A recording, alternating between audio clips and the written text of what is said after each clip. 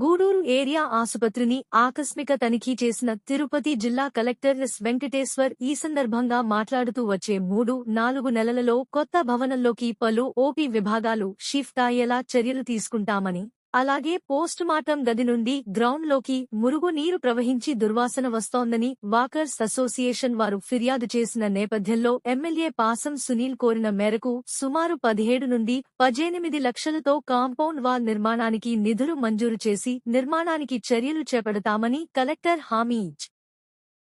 Gudur MLA పాసం సునీల్ కుమార్ మాట్లాడుతూ జిల్లా కలెక్టర్ ఏరియా హాస్పిటల్ను పరిశీలించడం తద్వారా ఆసుపత్రికి మేలు కలిగే అనేక అంశాలపై సానుకూలంగా స్పందించి మంజూరు చేయడం సంతోషంగా ఉందని తెలుపుతూ తాను కలెక్టర్ దృష్టికి తీసుకెళ్లిన పోస్టుమార్టం గది నుండి వచ్చే మురుగునీరు సమస్య, అలాగే నూతన ఏరియా ఆసుపత్రి భవనం నిర్మాణం వేగవంతం చేయడానికి కలెక్టర్ వెంటనే స్పందించి చర్యలు తీసుకుంటానని తెలపడం సంతోషంగా ఉందని అన్నారు. ఈ హాస్పిటల్ చాలా రోజుల నుంచి చేస్తూ ఉన్నారు. ఇంకా కూడా పూర్తి కాని విషయం. ఈ విషయాన్ని మా కలెక్టర్ గారి దృష్టికి తీసుకెళ్ళాం. ఖచ్చితంగా మా కలెక్టర్ గారు మెగా వాళ్ళతో అలాగే సెక్రటరీతో మాట్లాడి త్వరగా పని పూర్తి చేస్తామని చెప్పి కూడా చెప్పారు.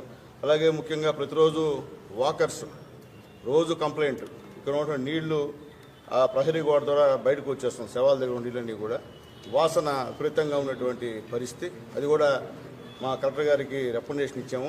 ఎంత అవుద్దంటే 16-17 లక్షలు అవుద్దని చెప్పి మా హాస్పిటల్ చెప్పారు. అది కూడా మా గౌరవ కలెక్టర్ గారికి చెప్తే ఇమ్మీడియట్గా శాంక్షన్ ఇస్తా అన్నారు. దానికి గూడూరు ప్రజల తరఫున మనస్ఫూర్తిగా ధన్యవాదాలు తెలియజేస్తున్నాను సార్. ఎందువల్లంటే ఎవరూ చేయలేదు సార్, మాకు సంవత్సరాల నుంచి కానీ ఎవరూ చేయలేదు సార్. మీరు వచ్చిన తర్వాతే మాకు వాకాడులో బారెడ్డి పాలెంలో 1,75 లక్షలు పెట్టి మీరు అక్కడ ఒక బ్రిడ్జిని తయారు చేశారు సార్. తర్వాత ఇప్పుడు 17 లక్షలు ఇస్తున్నారు సార్. అలాగే ఇంతకుముందు ఇరిగేషన్ సంబంధించినటువంటి ఈ యొక్క కట్టకి బ్యూటిఫికేషన్ కూడా తమకి ఇచ్చున్నాం సార్. అది కూడా మా సబ్ కలెక్టర్ గారు కూడా టెలికాన్ఫరెన్స్లో అన్ని కూడా ఎస్టిమేషన్ కూడా చెప్పారు సార్. అవి కూడా ఇస్తే నాకు బాగుంటుంది సార్. అలాగే హాస్పిటల్లో చిన్నవి, ఎందుకంటే ముఖ్యంగా చనిపోతే ఫ్రీజర్ పెట్టేదానికి ఇక్కడ లేదు, అది కూడా మనం సహాయం చేసాం. ఈరోజే మా సూపరింటెండెంట్ గారు అలాగే మారేమ్మ గారు వచ్చి జనరేటర్ సంబంధించినటువంటి వైర్ అంతా కూడా మొత్తం కాలిపోయింది సార్. ఒక 75,000 రూపాయలు అవుతుందంటే నేను అప్పటికప్పటికి ఇచ్చాను సార్. ఈరోజు ఇచ్చాను సార్. ఇచ్చి ముందు తయారు చేయండి, ఇంకా మళ్ళీ లేట్ అవుతుందని చెప్పాను సార్. ఇంకా చిన్నవి కూడా ఉన్నాయి సార్. అవి కూడా తమ దృష్టికి తీసుకెళ్తాం సార్. ఎందుకంటే బేసిక్గా మీరు కూడా డాక్టర్ సార్, కాబట్టి అర్థం చేసుకోమని చెప్పి మా కలెక్టర్ గారిని రిక్వెస్ట్ చేస్తున్నాం. కాబట్టి ఇంకా కూడా మా గూడూరు సంబంధించిన డెవలప్మెంట్లో మా కలెక్టర్ గారి యొక్క పూర్తి సహాయ సహకారాలు మాకు ఉండాలని చెప్పి కోరుకుంటూ, అలాగే మార్నింగ్ ఈ అగ్రికల్చర్ వాళ్ళతో మీటింగ్ పెట్టాను సార్. సక్రమంగా ఎరువులు ఇక్కడ రావట్లేదు సార్. ఆ విషయాన్ని నేను దృష్టి తీసుకొస్తున్నాం సార్. ఎందుకంటే నెల్లూరు కన్నా గూడూరులో మన తిరుపతి జిల్లాలోనే కొద్దిగా బెటర్గా ఉంది సార్. అక్కడ ఇంకా ఇబ్బందికరంగా ఉంది.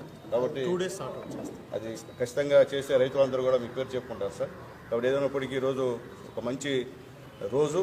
మా కలెక్టర్ గారు ఇక్కడికి అన్ఎక్స్పెక్టెడ్గా రావడం, ఇక్కడ సమస్యలని తెలుసుకోవడం, అవి త్వరగా పరిష్కరిస్తామని చెప్పి కూడా మాకు చెప్పడం నిజంగా సంతోషదగ్గ విషయం అని చెప్పి తెలియజేస్తూ, అలాగే అందరికీ నమస్కారం. ఈరోజు గూడూరు మన ఏరియా ఆసుపత్రికి రావడం జరిగింది.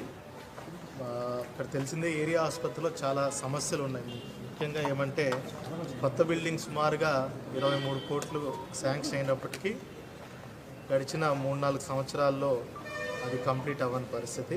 ఇప్పుడు కూడా కొత్త బిల్డింగ్ సందర్శించడానికి గౌరవ గూడూరు శాసనసభ్యులు గారితో రావటం జరిగింది.